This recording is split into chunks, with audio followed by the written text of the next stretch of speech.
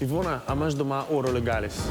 Nimam. Nimaš? Ja, imam, je pa 11 ur zvečer. Ne, pač starši se dogovorim, kdaj me pridejo iskati, zato ker sem z vasi in imam, pač nisem v mesti in ne moram sama hoditi od enega kraja do drugega. Pri zabavah bi bila recimo najbolj zgodnja tam okoli 11:30, polnoči, najbolj pozna pa okoli 2:30 zjutraj. Pri 15. rojstnem sem zatežel, da sem že dovolj star, da lahko sem do 11.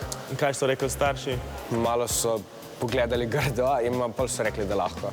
No, pa jaz rečem, jaz bi ob ti uri, pa oni pol, ja ne moraš pač malo prej in se pol, no, se glede tega. Gre za zaupanje med mano in mojimi starši in kolikor pač mi zaupajo, toliko mi pač dovolijo. Če slučajno kdaj zamudiš, kakšni so izgovori? Izgovori na splošno, sem bil v šoli še s frendi.